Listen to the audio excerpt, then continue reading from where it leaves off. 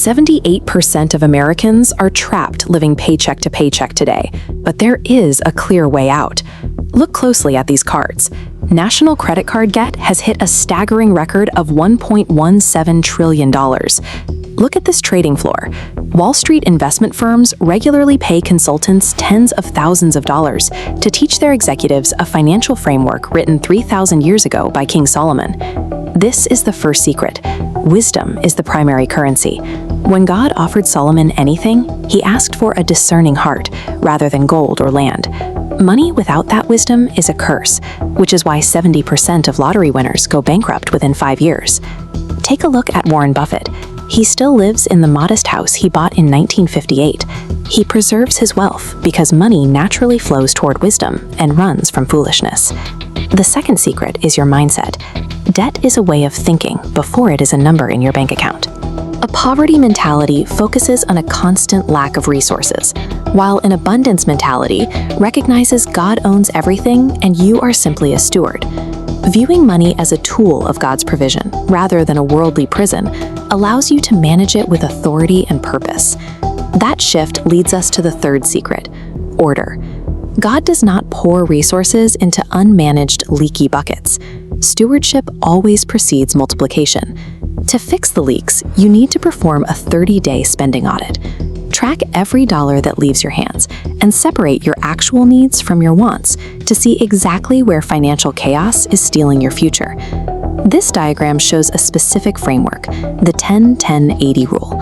Assign 10% to giving, 10% to saving, and live on the remaining 80%. Giving activates a divine return, while saving forces you to eliminate waste and make better decisions.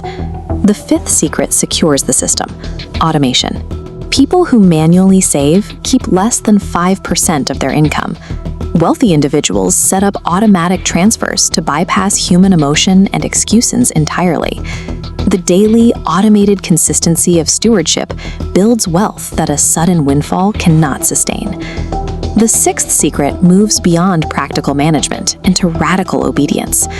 Following God's financial instructions will sometimes defy human logic, like turning down a lucrative contract that compromises your integrity. That immediate obedience is what unlocks divine protection. These silver coins represent an earthly currency, but the seventh secret activates the spiritual law of sowing and reaping. Generosity moves resources from your earthly hands into a heavenly account with unlimited interest. Open this text to Malachi 3:10, and you will find the only place where God explicitly issues a challenge to believers. He invites you to test his faithfulness by bringing the tithe into the storehouse, promising to pour out overwhelming blessing.